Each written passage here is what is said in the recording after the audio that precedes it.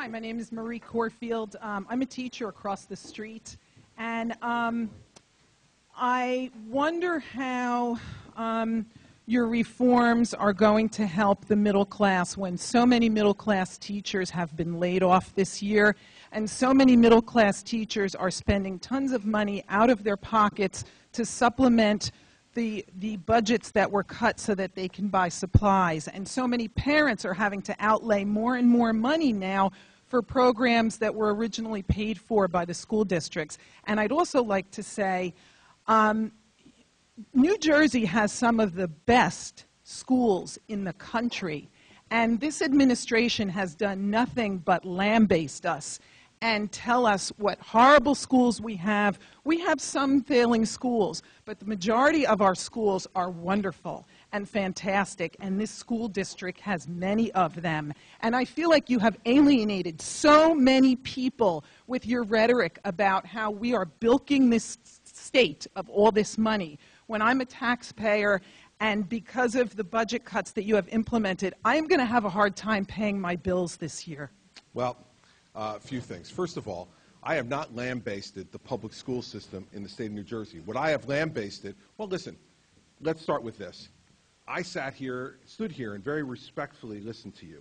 If what you want to do is put on a show and giggle every time I talk, well, then I have no interest in answering your question. So if you'd like to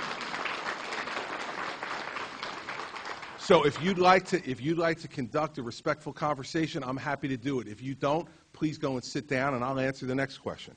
What's your choice? All right. First, the cuts that we made this year were the result of a loss of $1 billion in federal aid that was used as a one-time hit to artificially boost education funding in New Jersey. I didn't have that $1 billion to spend. President Obama sent it one time, and John Corzine spent it all in 1 year, in his re-election year.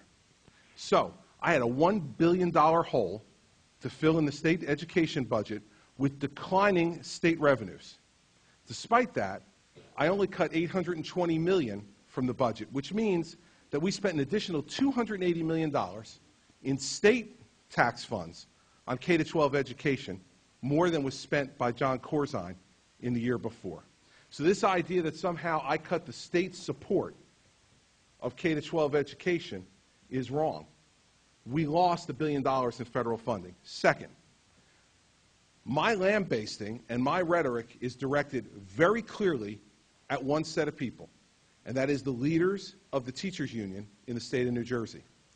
They were given an option in a time when everyone in this economy is suffering, when we have had people in the private sector who have been out of work for years and are continued to expect to be paying their property taxes or they will lose their homes.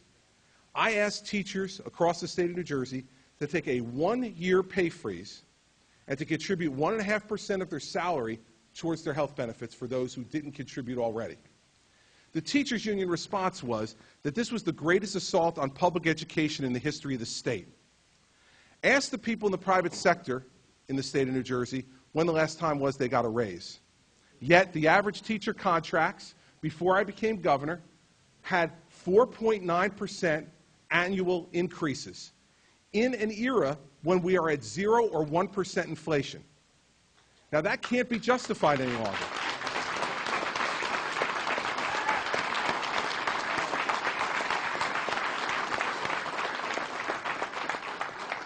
Next, the health benefit costs in the state of New Jersey for everyone in this room are out of control.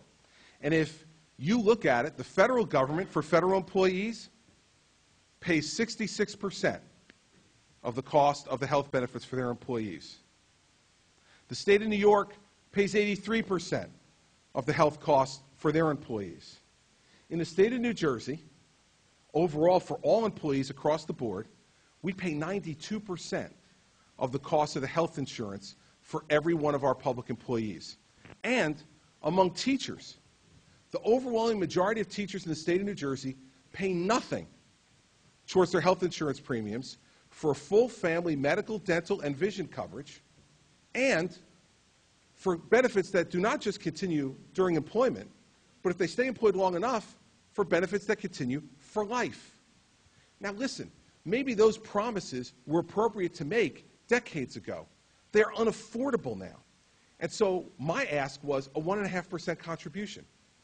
And I was told that I was destroying public education in New Jersey to ask teachers to make that contribution, 1.5% of salary, which for the average teacher who makes $55,000 in New Jersey, you're talking about $750 a year for full family medical coverage.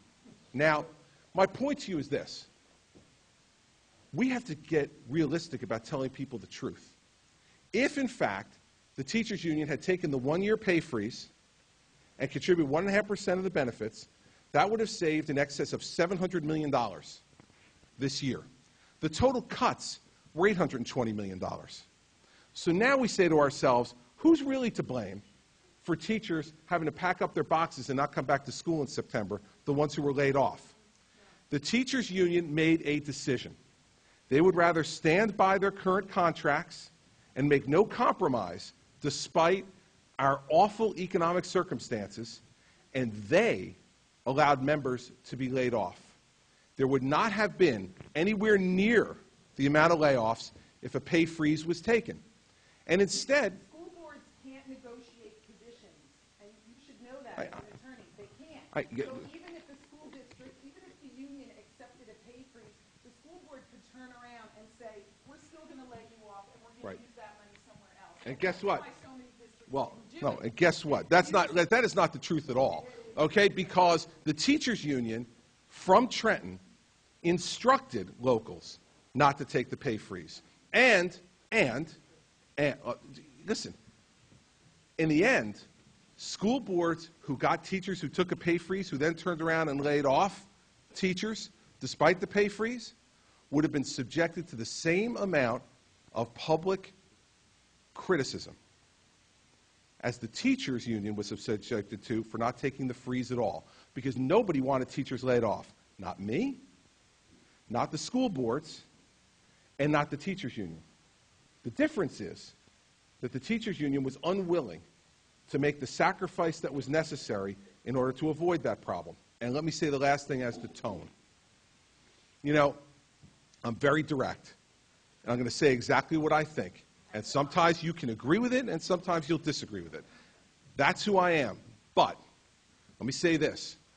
I never stood up and prayed for the death of the president of the teachers union. Yet, the head of the teachers union in Bergen County sent out an email encouraging his members to pray for the death of the governor. And when I confronted the head of the teachers union about that, I said this to her.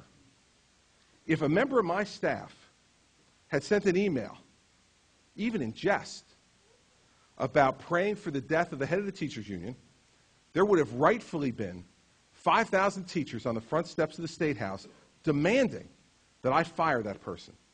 And when I asked for the head of the teachers union to demand the resignation of that leader, they said no. Well, let me tell you something. If anybody who worked for me demanded the death of a leader of an organization in this state and asked for people to pray for it, I would have sent that person out the door before those 5,000 people ever got on the front steps. Yet, that person is still the head of the Bergen County Education Association. So if you want to talk about tone and who's doing what to who in this argument, I think that's not useful. But, it goes both ways. Well, let me tell you, you bet it does. Because you know what? If they're going to be out there praying for my death, then I'm going to say exactly what I think as well and not put any varnish on it either. So that's what we have to do.